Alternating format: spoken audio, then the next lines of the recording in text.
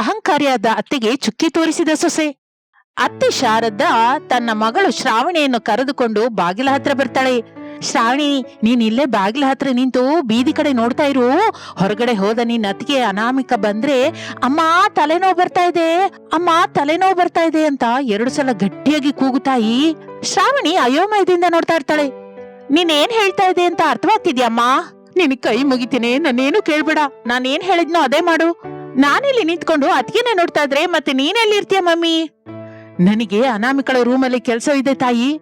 ಅತ್ತಿಗೆ ರೂಮಲ್ಲಿ ನಿಂಗೇನ್ ಕೆಲಸ ಮಮ್ಮಿ? ನನಗೆ ಬೇಸರಿಸಿದೆ, ನಾನು ಹೇಳಿದ ಕೆಲಸ ಮಾಡು ತಾಯಿ. ನೀನ್ ಕೇಳಿದ 10,000 ಕೊಟ್ಬಿಡ್ತೀನಿ ಅಂದ್ರೆ ಓಕೆ ಮಮ್ಮಿ. ಶಾರದಾ ಒಳಗಡೆಗೆ ಹೊರಟು ಹೋಗುತ್ತಾಳೆ. ಶ್ರಾವಣಿ ಬಾಗಿಲ ಹತ್ರ ನಿಂತ್ಕೊಂಡು ಪದೇ ಪದೇ ಬೀದಿ ಕಡೆ ನೋಡ್ತಾ ಇರ್ತಾಳೆ. ಶಾರದಾ ಅನಾಮಿಕಳ ರೂಮಿನ ಹತ್ರ ಬರ್ತಾಳೆ. ಬೀರು ಬಾಗಿಲು ತೆಗೆದು ನೋಡ್ತಾಳೆ. ಎಲ್ಲ ಬಟ್ಟೆಗಳೇ ಕಾಣಿಸುತ್ತೆ. ಶಾರದಾ ಕೋಪದಿಂದ ಆ ಸೀರೆಗಳನ್ನ ಕೆಳಗೆ ಬಿಸಾಕುತ್ತಾಳೆ. ಸೊಸೆ ತೆಗೆದ ವಿಡಿಯೋ ಫೋನ್ ಎಲ್ಲಿಟ್ಟಿದಳೋ ಅರ್ಥವಾಗ್ತಿಲ್ವೇ. ಶಾರದಾ ಡ್ರೆಸ್ಸಿಂಗ್ ಟೇಬಲ್ ಹತ್ರ ಬಂದು ನೋಡ್ತಾಳೆ. ಅದರಲ್ಲಿ ಕೂಡ ಸೆಲ್ ಫೋನ್ ಕಾಣಿಸ್ಲಿಲ್ಲ. ಇಷ್ಟರಲ್ಲಿ ಶ್ರಾವಣಿಗೆ ಫೋನ್ ಬಂದಿದ್ದರಿಂದ ಮಾತನಾಡ್ತಾ ಇರ್ತಾಳೆ.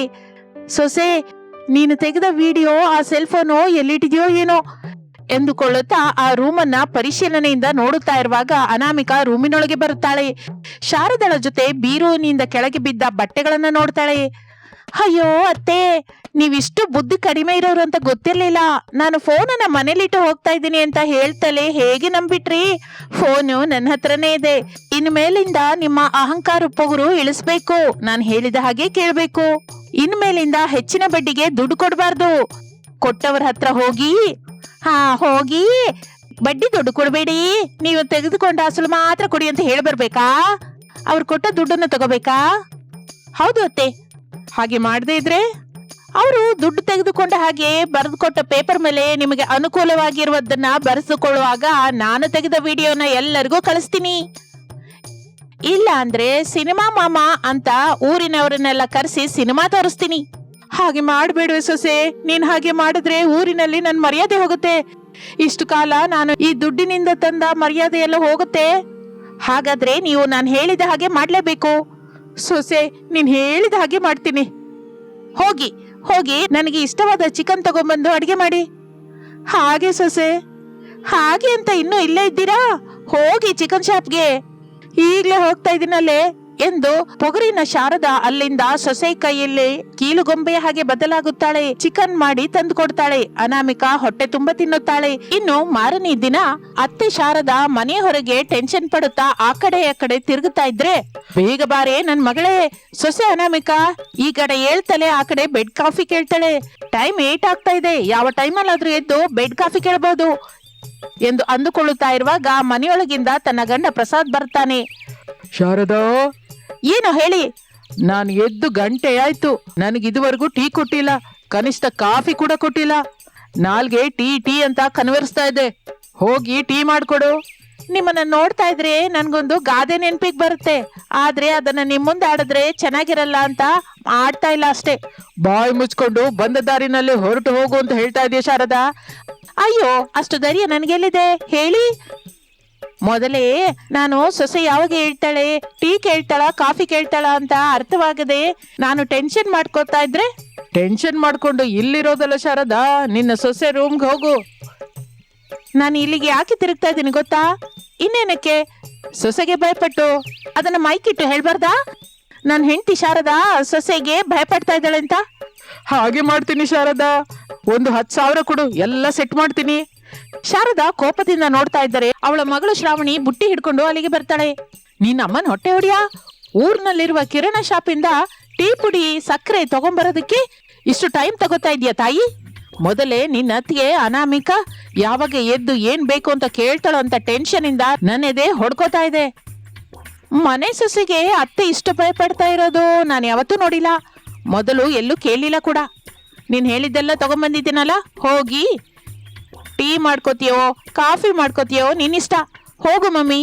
ಶಾರದಾ ಏನು ಮಾತನಾಡದೆ ಬುಟ್ಟಿಯನ್ನು ತೆಗೆದುಕೊಂಡು ಒಳಗಡೆಗೆ ಹೋಗುತ್ತಾಳೆ.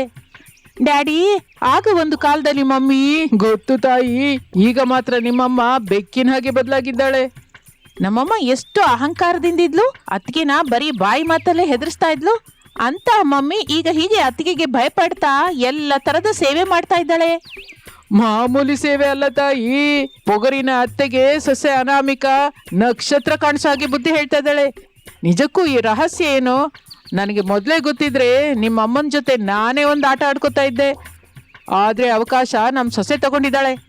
ಇಷ್ಟಕ್ಕೂ ಆ ರಹಸ್ಯ ಏನಪ್ಪಾ? ಅದು ಗೊತ್ತಿದ್ರೆ ನಾನು ಇಲ್ಲಿ ಯಾಕಿರ್ತೀನಮ್ಮ. ಸೊಸೆ ಅನಾಮಿಕಾ ಬೆಡ್ ಮೇಲಿಂದ ಮಲಗಿರ್ತಾಳೆ. ಅತ್ತೆ ಶಾರದಾ ಕಾಫಿ ಹಿಡ್ಕೊಂಡು ಭಯದಿಂದ ನಿಂತಿರ್ತಾಳೆ. ಮಗ ರಮೇಶ್ ಬನಿಯನ್ ಮೇಲೆ ಆ ರೂಮಿಗೆ ಬರ್ತಾನೆ. ಅಮ್ಮ, ಹಾಗೆ ಎಷ್ಟು ಹೊತ್ತು ಅಂತ ಕಾಫಿ ಹಿಡ್ಕೊಂಡು ನಿಂತಿರ್ತಿ ಹೇಳು? ಅಲ್ಲಿ ಇಟ್ಬಿಟ್ಟು ಹೋಗು. ಅವಳು ಎದ್ದಿನ ಮೇಲೆ ಕುಡಿತಾಳೆ ಬಿಡು.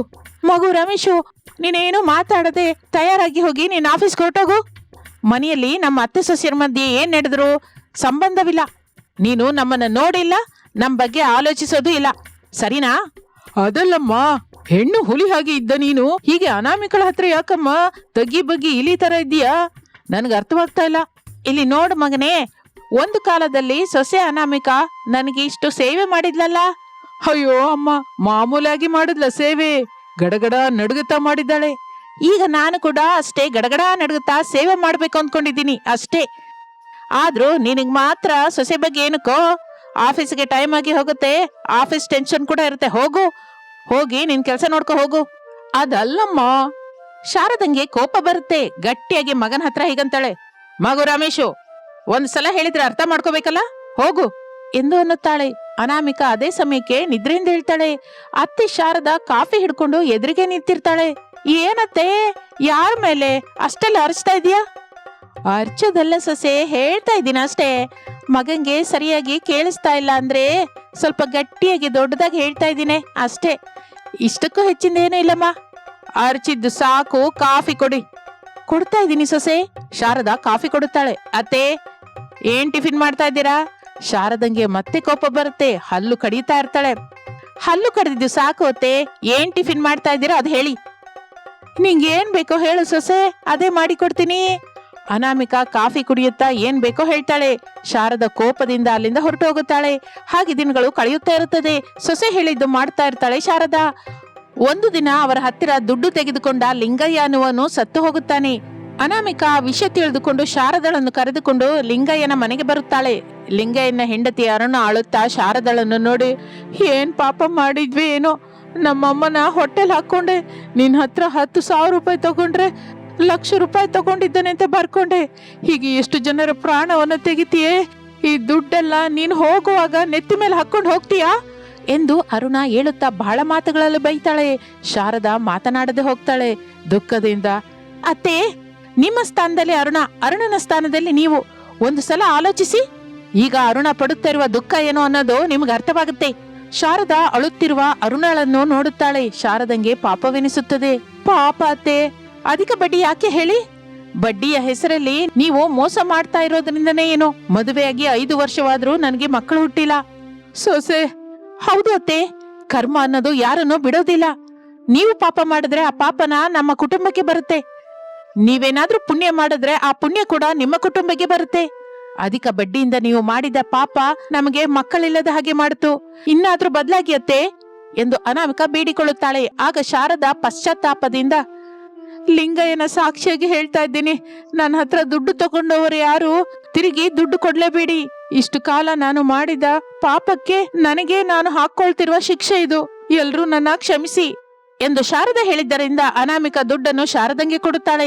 ಶಾರದಾ ದುಡ್ಡನ್ನು ಅರುಣಂಗೆ ಕೊಡುತ್ತಾಳೆ. ಅರುಣ ಮಾಡಬೇಕಾದ ಅಂತ್ಯಕ್ರಿಯೆ ಮಾಡುತ್ತಾಳೆ. ಹಾಗೆ ಪೊಗರಿನ ಅತ್ತೆ ಶಾರದಂಗೆ ನಕ್ಷತ್ರ ತೋರಿಸಿ ಅವಳನ್ನು ಬದಲಾಯಿಸಿ ಮನುಷ್ಯಳನ್ನು ಮಾಡುತ್ತಾಳೆ ಅನಾಮಿಕಾ. ಇನ್ನು ಆಗಿನಿಂದ ಶಾರದಾ ಒಳ್ಳೆ ಕೆಲಸಗಳನ್ನು ಮಾಡುತ್ತಾ ಒಳ್ಳೆ ಹೆಸರು ತೆಗೆದುಕೊಳ್ಳುತ್ತಾಳೆ. ವರ್ಷದಲ್ಲಿ ಅನಾಮಿಕಂಗೆ ಅವಳಿ ಮಕ್ಕಳು ಹುಟ್ಟುತ್ತಾರೆ. ಶಾರದಾಳ ಕುಟುಂಬ ಸಂತೋಷದಿಂದಿರುತ್ತದೆ. ಹಳ್ಳಿಯಲ್ಲಿ ಪಟ್ಟಣದ ಸೊಸೆಯಂದಿರು ರಿಚ್ ವಾರಗಿತ್ತಿಯರು Anamika Anjali famous beauty parlour ನಲ್ಲಿ ಫೇಶಿಯಲ್ ಮಾಡಿಸಿಕೊಂಡು ಮುಖಕ್ಕೆ ಸೌತೆಕಾಯಿ ಚೂರು ಇಟ್ಕೊಂಡಿರ್ತಾರೆ. ಅಕ್ಕ, ಅತ್ತೆ ಮಾರ್ನಿಂಗ್ ಫೋನ್ ಮಾಡಿದ್ರಾ? ಮಾಡಿದ್ರು ತಂಗಿ, ಈಗ ಮಕ್ಕಳಿಗೆ ಸಮ್ಮರ್ ರಜೆನೆ ಅಲ್ವಾ, ಊರಿಗೆ ಬಾ ಅಂತ ಇದ್ದಾಳೆ. ಹೌದಕ್ಕ, ನಂಗ್ ಕೂಡ ಫೋನ್ ಮಾಡಿ ಅದೇ ವಿಷಯ ಹೇಳಿದ್ಲು. ನಾನು ಮಾತ್ರ ಯಾವುದು ಮನಸ್ಸಿನಲ್ಲಿ ಇಟ್ಕೊಳ್ಳದೆ ಅತ್ತೆ ಹತ್ರ ಇದ್ದದಿದ್ದ ಹಾಗೆ ಹೇಳ್ಬಿಟ್ಟೆ. ಏನ್ ಮಾತಾಡ್ತಾ ಇದೀಯ ತಂಗಿ? ಹಾಗೆ ಹೇಳಿದ್ರೆ ಅತ್ತೆ ಏನಂದ್ರು? ಏನು ಮಾತಾಡ್ದೆ ಫೋನ್ ಇಟ್ಬಿಟ್ಲು. ಹಾಗೆ ಅವರಿಬ್ಬರು ಮಾತನಾಡಿಕೊಳ್ಳುತ್ತಾ ಇರ್ತಾರೆ. ಇನ್ನು ರಾಮಸಮುದ್ರ ಅನ್ನುವ ಹಳ್ಳಿ ಅದು. ದೊಡ್ಡ ಮಣ್ಣಿನ ಮನೆಯಲ್ಲಿರುವ ಕಿಚನ್ ನಲ್ಲಿ ಶಾರದಾ ಅಡಿಗೆ ಮಾಡ್ತಾ ಇರ್ತಾಳೆ. ಉಯ್ಯಾಲೆಯ ಹಲಗೆ ಮೇಲೆ ಪ್ರಸಾದ್ ಕೂತಿರ್ತಾನೆ. ಅವನ ಪಕ್ಕದಲ್ಲಿ ದುಡ್ಡಿನ ಕಟ್ಟುಗಳಿರುತ್ತೆ. ಶಾರದಾ ಟೀ ತಂದು ಪ್ರಸಾದ್ಗೆ ಕೊಡುತ್ತಾಳೆ. ಎಷ್ಟು ಹೇಳಿದ್ರು ಕೇಳಿಸ್ಕೊಳ್ಳದೆ 10 ಲಕ್ಷ ಬೇಕು ಅಂತ ಜಗಳ ಮಾಡಿದೆ. ಟೇಬಲ್ ಮೇಲಿದೆ. ಶಾರದಾ ಅದನ್ನ ನೋಡಿ ಸಂತೋಷ ಪಡುತ್ತಾಳೆ. ಪ್ರಸಾದ್ ಟೀ ಕುಡಿಯುತ್ತಾ ಇರ್ತಾನೆ. ನಂಗೆ ಗೊತ್ತು ರೀ, ನೀವು ನನ್ನ ಸಂತೋಷಕ್ಕಾಗಿ ಏನಾದ್ರೂ ಮಾಡ್ತೀರಾ ಅಂತ, ಎಷ್ಟು ಕೇಳಿದ್ರು ತಂದ್ಕೊಡ್ತೀರಾ ಅಂತ. ಬಹಳ ಸಂತೋಷ ರೀ. ಸರಿ ಹೊರತು ಈಗಲಾದ್ರೂ ಈ 10 ಲಕ್ಷ ಏನಕ್ಕೆ ಹೇಳು ಶಾರದಾ? ಪಟ್ಟಣದ ಸೊಸೆಯರು ನಮ್ಮ ಮನೆಗೆ ಬರೋದಕ್ಕೆ ನಾವು ಮಾಡ್ತಾ ಇರುವ ಖರ್ಚು ರೀ. ಏನ್ ಶಾರದಾ, ಏನ್ ನೀನ್ ಹೇಳ್ತಾ ಇರೋದು? ಹೌದು ರೀ, ಈ 10 ಲಕ್ಷ ನಾನು ಕೇಳಿದ್ದು ಸೀರೆಗಳು ಒಡವೆಗಳು ಕೊಂಡ್ಕೊಳ್ಳೋದಕ್ಕಲ್ಲ. ಸಿಟಿಯಲ್ಲಿರುವ ವಾರಗಿತ್ತಿಯರಿಗಾಗಿ ನೀನು 10 ಲಕ್ಷ ಖರ್ಚು ಮಾಡೋದೇನೆ? ನಿಮಗ್ ಗೊತ್ತಿಲ್ವಲ್ಲ, ಈ ಕಾಲ ನಮ್ ಕಾಲ ಅಲ್ಲ. ಆಗ ಮಾನವತ್ವಕ್ಕೆ ಬೆಲೆ ಇತ್ತು. ಪ್ರತಿ ಮನುಷ್ಯ ಅದನ್ನ ಬದುಕಿಸಿದ್ದ, ತಾನು ಆನಂದವಾಗಿ ಬದುಕಿದ್ದ. ಈಗ ಕೂಡ ಹಾಗೆ ಇದೆಯಲ್ಲ ಶಾರದಾ ಅಂತ ನೀವ್ ಅಂದ್ಕೋತಾ ಇದ್ದೀರಿ. ಈಗ ಎಲ್ಲದು ದುಡ್ಡಿನಿಂದಲೇ ಕಟ್ಕೊಂಡು ಬಂದ ಇರುತ್ತರಿ. ಪ್ರತಿಯೊಂದಕ್ಕೂ ದುಡ್ಡು ದುಡ್ಡು ಅನ್ನತ್ತಾ ಆ ದುಡ್ಡಿಗಾಗಿ ಒದ್ದಾಡ್ತಾ ಇದ್ದಾರೆ, ಹಾರಾಡ್ತಾ ಇದ್ದಾರೆ. ಆ ದುಡ್ಡು ಮಾತ್ರ ಹೀಗೆ ಬಂದು ಹಾಗೆ ಯಾವುದೋ ಒಂದು ರೂಪದಲ್ಲಿ ಖರ್ಚಾಗಿ ಹೋಗ್ತಾ ಇರುತ್ತೆ. ಮನುಷ್ಯಂಗೂ ದೂರ ಹೆಚ್ಚು ಮಾಡ್ತಾ ಇದೆ. ಆ ವಿಷಯ ಮಾತ್ರ ಮನುಷ್ಯಂಗೆ ಅರ್ಥವಾಗ್ತಿಲ್ಲ. ಈ ದುಡ್ಡಿಗೋಸ್ಕರ ಮಿಷಿನ್ ತರ ಕೆಲಸ ಮಾಡ್ತಾನೆ ಇದ್ದಾರೆ. ಇದೆಲ್ಲ ಸರಿ, 10 ಲಕ್ಷಕ್ಕೆ ಸಿಟಿಯಲ್ಲಿರುವ ವಾರಗಿತ್ತಿಯರಿಗೇನೆ ಸಂಬಂಧ? ನಮ್ಮ ಸೊಸೆಯಂದ್ರು ಅನಾಮಿಕ ಅಂಜನೀಯರು ನಮ್ಮ ಹಾಗೆ ಮಾಮೂಲಿ ಮನುಷ್ಯರಲ್ಲ. ದುಡ್ಡಿರುವರು ಅಂತ ನಂಗೂ ಗೊತ್ತು. ದೊಡ್ಡ ಮಗ ರಮೇಶು ಸ್ವಂತವಾಗಿ ಸಾಫ್ಟ್ವೇರ್ ಕಂಪನಿ ಇಟ್ಕೊಂಡಿದ್ದಾನೆ. ಚಿಕ್ಕ ಮಗ ಅರವಿಂದ್ ದೊಡ್ಡ ಬಟ್ಟೆ ಅಂಗಡಿನ ಇಟ್ಕೊಂಡಿದ್ದಾನೆ. ಆದ್ರೆ ಈಗ 10 ಲಕ್ಷ ಬೇಕು ಅಂತ ನಿನ್ ಸೊಸೆ ನೀನ್ ಕೇಳಿದ್ರ ಏನೋ? ಅವ್ರು ಕೂಡ ಏನಾದ್ರೂ ವ್ಯಾಪಾರ ಮಾಡ್ತೀನಿ ಅಂತ ಹೇಳಿದ್ರ ಏನೋ? ಇಲ್ಲ ರೀ, ದುಡ್ಡಿರುವ ನಮ್ಮ ಇಬ್ಬರು ಸೊಸೆಯರು ನಮ್ಮ ಮನೆಯಲ್ಲಿ ಒಂದು ವಾರ ಇರೋದಕ್ಕೆ ಆಗುವ ಖರ್ಚು ಈ 10 ಲಕ್ಷ ರೂಪಾಯಿಗಳು. ನನ್ಗೇನು ಅರ್ಥವಾಗ್ತಿಲ್ಲ ಶಾರದಾ.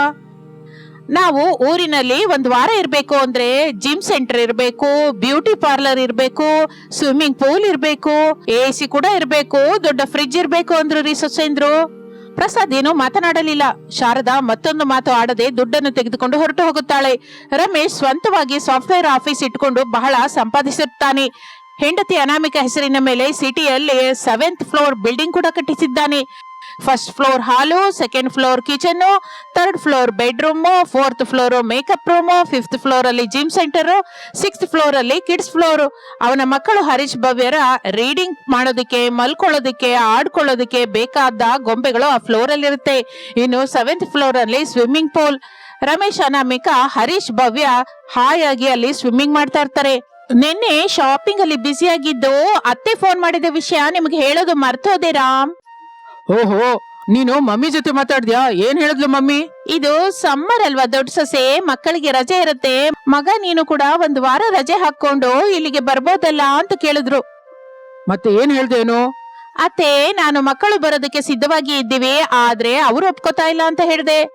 ಇದು ತುಂಬಾ ಚೆನ್ನಾಗಿದೇನೋ. ನಾನ್ ಹೋಗು ಅಂತ ಹೇಳ್ತಿದ್ರೆ ನೀನೇ ಅಲ್ವಾ ಆ ಹಳ್ಳಿಗೆ ಹೋಗಲ್ಲ ಅಂತ. ಅಲ್ಲಿ ಜಿಮ್ ಸೆಂಟರ್ ಇರೋದಿಲ್ಲ, ಸ್ವಿಮ್ಮಿಂಗ್ ಪೂಲ್ ಇರೋದಿಲ್ಲ. ಇಷ್ಟ ಬಂದ ಡ್ರೆಸ್ ಹಾಕೊಂಡ್ರೆ ಅಯ್ಯೋ ಸೊಸೆ ಇಂತ ಚಿಕ್ಕ ಚಿಕ್ಕ ಬಟ್ಟೆ ಹಾಕೋಬೇಡ ಅಂತ, ಸೀರೆಗಳೆಲ್ಲ ಇರ್ಬೇಕು ಅಂತ, ಕೆಲಸಕ್ಕೆ ಬಾರದ ನಿಮ್ಮಮ್ಮ ಇಡ್ತಾರೆ ಅಂತ ಹೇಳಿದ್ಯಲ್ಲ. ನಿಜನೇ ಅಲ್ವೇರ? ಅನು, ಮಮ್ಮಿ ಅವರು ಊರಲ್ಲಿರ್ತಾರೆ. ಅವರು ಹಳೆ ಪದ್ಧತಿಯನ್ನೇ ಪಾಲಿಸ್ತಾ ಇರ್ತಾರೆ. ಅವರಿಗೆ ಈಗ ಸಿಟಿಯಲ್ಲಿರುವ ಲೈಫ್ ಬಗ್ಗೆ ಹೇಳ್ಬೇಕು ನಾವು, ಆಗ್ಲೇ ಅವರು ಅರ್ಥ ಮಾಡ್ಕೋತಾರೆ. ನಾನು ಮಕ್ಕಳು ಬರ್ಬೇಕು ಅಂತಂದ್ರೆ ಊರಿನಲ್ಲಿ ನಮಗೆ ಬೇಕಾದ ಏರ್ಪಾಟಿರ್ಬೇಕು ಅಂತ ಅಂದೆ. ಹೌದಾ? ಮತ್ತೆ ಆಗ ಅಮ್ಮ ಏನ್ ಹೇಳಿದ್ರು? ಏನು ಮಾತನಾಡದೆ ಫೋನ್ ಇಟ್ಬಿಟ್ರು. ಮತ್ತೆ ಮಾಡ್ದೆ, ನನ್ನಿಂದ ಆಗಲ್ಲ ಸೊಸೆ ಅಂತ ಹೇಳಿದ್ರು. ಆಗ ನಾನು ಫೋನ್ ಇಟ್ಟೆ. ನೀವೇ ಹೇಳಿ. ನಾನು ನನ್ನ ತಂಗಿ ಅಂಜಲಿ ಆ ಹಳ್ಳಿಗೆ ಹೋಗಿ ಇರ್ಬೇಕು ಅಂತ ಇದ್ರೆ ನಾವು ದಿನವೂ ಮಾಡಬೇಕಾದ ಕೆಲಸವೆಲ್ಲ ಮಾಡ್ಕೋಬೇಕಲ್ಲ. ರಮೇಶ್ ಏನು ಮಾತನಾಡದೆ ಸ್ವಿಮ್ಮಿಂಗ್ ಮಾಡ್ತಾ ಇರ್ತಾನೆ. ಇನ್ನು ಸಿಟಿಯಲ್ಲಿಯೇ ದೊಡ್ಡ ಶಾಪಿಂಗ್ ಮಾಲ್ ಅದು. ಅದಕ್ಕೆ ಓನರ್ ಅರವಿಂದ್ ಹೆಂಡತಿ ಅಂಜಲಿ ಚೇರ್ಮನ್ ರೂಮ್ ಅಲ್ಲಿ ಕೂತ್ಕೊಂಡಿರ್ತಾಳೆ. ಅಂಜಲಿ ಪಕ್ಕದಲ್ಲಿ ಅರವಿಂದ್ ಕೂಡ ಇರ್ತಾನೆ.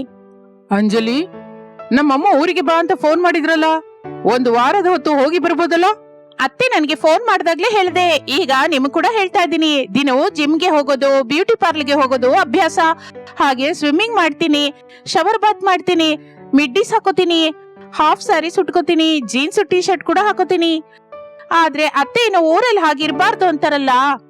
ನಾನು ಅಣ್ಣಯ್ಯ ಮಾತಾಡ್ಕೊಂಡು ನಿಮ್ಗೆ ಬೇಕಾದ ಏರ್ಪಾಟು ಮಾಡ್ತೀವಿ, ನೀವಿಬ್ರು ಹೋಗಿ. ನಿಮ್ಮಿಂದ ಅತ್ತೆಗೆ 1 ರೂಪಾಯಿ ಹೋದ್ರು ನಾನು ನಿನ್ ಜೊತೆ ಇರೋದಿಲ್ಲ. ಬೇಬಿನ್ ಕರ್ಕೊಂಡು ನನ್ನ ತವರಿಗೆ ಹೊರಟೋಗ್ತೀನಿ. ಯಾವಾಗಿನಿಂದಲೂ ಅತ್ತೆ ಅವರು ನಮ್ಮನ್ನ ಬಾ ಅಂತ ಹೇಳ್ತಾ ಇದ್ದಾರಲ್ಲ, ನೋಡೋಣ ಮಾತಿಗೆ ಬಾ ಅಂತ ಇದ್ದಾಳಾ ಇಲ್ಲ ನಿಜವಾಗಿಯೂ ನಮ್ಮ ಮೇಲೆ ಪ್ರೇಮ ಇದ್ದ ಕರಿತಾ ಇದ್ದಾಳಾ? ಸರಿ, ನಿನ್ನ ಬ್ಯೂಟಿ ಪಾರ್ಲರ್ಗೆ ಟೈಮ್ ಆಯ್ತಲ್ಲ, ಇನ್ನು ಹೋಗು. ನಾನು ಶಾಪಲ್ಲಿ ಕೆಲಸ ನೋಡ್ಕೋತೀನಿ. ಅಂಜಲಿ ಅಲ್ಲಿಂದ ಹೊರಟು ಹೋಗುತ್ತಾಳೆ. ಒಂದು ವಾರ ಕಳೆದ ನಂತರ ಶಾರದಾ ತನ್ನ ಮನೆ ಮುಂದೆ ಒಂದು ದೊಡ್ಡ ಸ್ವಿಮ್ಮಿಂಗ್ ಪೂಲ್ ಏರ್ಪಾಟು ಮಾಡುತ್ತಾಳೆ. ಆ ಪಕ್ಕದಲ್ಲೇ ಒಂದು ಜಿಮ್ ಸೆಂಟರ್ ಕೂಡ ಏರ್ಪಾಟು ಮಾಡುತ್ತಾಳೆ. ಬ್ಯೂಟಿ ಪಾರ್ಲರ್ ಶಾಪ್ ಅನ್ನು ಕೂಡ ಏರ್ಪಾಟು ಮಾಡ್ತಾಳೆ. ಪ್ರಸಾದ್ ಅವನ್ನು ನೋಡಿ, ಇದೆಲ್ಲ ಏರ್ಪಾಟ್ ಮಾಡಿದ್ಯಲ್ಲ, ಈಗ ಪಟ್ಟಣದ ವಾರಗಿತ್ತಿಯರು ಇಲ್ಲಿಗೆ ಬರ್ತಾರ ಶಾರದಾ? ಬರ್ತಾರೆ ರೀ, ಅವರು ಬರ್ಲಿ ಅಂತ ತಾನೇ ಇದೆಲ್ಲ ಮಾಡಿದೆ ಎಂದು ಅವರು ಮಾತನಾಡಿಕೊಳ್ಳುತ್ತಾ ಇರುವಾಗ ಒಂದು ಕಾರು ಅನಾಮಿಕಳ ಕುಟುಂಬ ಇಳಿಯುತ್ತದೆ. ಮಗ ರಮೇಶ್ ಸೂಟು ಬೂಟು ಹಾಕೊಂಡು ಹೀರೋ ಹಾಗಿದ್ರೆ ಅನಾಮಿಕಾ ಮಾಡರ್ನ್ ಡ್ರೆಸ್ ಅಲ್ಲಿ ಇರ್ತಾಳೆ. ಹರೀಶ್ ಭವ್ಯ ಟೀ ಶರ್ಟ್ ಲಾಂಗ್ಗಳು ಹಾಕೊಂಡಿರ್ತಾರೆ. ಅದು ಪ್ರಸಾದನ್ಗೆ ಹಿಡಿಸಲಿಲ್ಲ. ಆದ್ರೂ ಸರಿ, ಶಾರದಳಗಾಗಿ ಸಹಿಸುತ್ತಾನೆ. ಹರೀಶ್ ಭವ್ಯರು ಶಾರದಾ ದಂಪತಿಗಳ ಹತ್ತಿರಕ್ಕೆ ಹೋಗದೆ ಸ್ವಿಮ್ಮಿಂಗ್ ಪೂಲ್ ನೋಡಿ ಓಡಿ ಹೋಗಿ ಅದರಲ್ಲಿ ಜಂಪ್ ಮಾಡುತ್ತಾರೆ. ಹಾಯಾಗಿ ಸ್ವಿಮ್ಮಿಂಗ್ ಮಾಡ್ತಾ ಇರ್ತಾರೆ. ಅನಾಮಿಕಾ ರಮೇಶರು ಶಾರದಾ ಅವರ ಜೊತೆ ಮಾತನಾಡಿ ಮನೆಯೊಳಗೆ ಹೋಗುತ್ತಾರೆ. ಹೋಗು ಶಾರದಾ, ಮಗ ಸೊಸೆಗೆ ಏನ್ ಬೇಕೋ ನೋಡು. ಶಾರದಾ ಒಳಗಡೆಗೆ ಹೋಗುತ್ತಾಳೆ. ಪ್ರಸಾದ್ ಸ್ವಿಮ್ಮಿಂಗ್ ಅಲ್ಲಿ ಎಂಜಾಯ್ ಮಾಡ್ತಾ ಇರುವ ಮಕ್ಕಳನ್ನು ನೋಡಿ ಸಂತೋಷ ಪಡ್ತಾ ಇರ್ತಾನೆ. ಆಗಲೇ ಮತ್ತೊಂದು ಕಾರಿನಲ್ಲಿ ಅರವಿಂದ್, ಅಂಜಲಿ, ಕೀರ್ತಿ ಜೊತೆ ಮನೆಗೆ ಬರುತ್ತಾರೆ. ಪ್ರಸಾದ್ ಅವರ ಕಡೆ ನೋಡುತ್ತಾನೆ.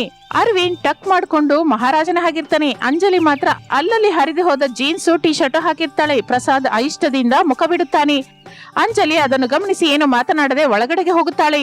ಆ ದಿನ ರಾತ್ರಿ ಎಲ್ಲರೂ ಕೂತ್ಕೊಂಡು ಊಟ ಮಾಡಬೇಕು ಎಂದು ಶಾರದಾ ದಂಪತಿಗಳು ಬಹಳ ಸಂತೋಷ ಪಡುತ್ತಾರೆ. ಎಷ್ಟೋ ಕಷ್ಟಪಟ್ಟು ಶಾರದಾ ಮಾಡಿದ ಅಡುಗೆಗಳನ್ನು ತಂದು ಹೊರಗಡೆ ಇಡುತ್ತಾಳೆ. ಓಹೋ, ಎಲ್ರು ಕೂತ್ಕೊಂಡು ಇಲ್ಲೇ ತಿನ್ನೋಣ ಶಾರದಾ, ಎಲ್ಲದೂ ಚೆನ್ನಾಗಿ ಏರ್ಪಾಟ್ ಮಾಡಿದ್ಯಲ್ಲ ಎಂದು ಪ್ರಸಾದ್ ಮೆಚ್ಚಿಕೊಳ್ಳುತ್ತಾನೆ. ಆದರೆ ವಾರಗಿತ್ತಿಯರು ಸ್ವಿಮ್ಮಿಂಗ್ ಪೂಲ್ ಹತ್ರ ಕೂತ್ಕೊಂಡು ತಿಂತಾ ಇರ್ತಾರೆ.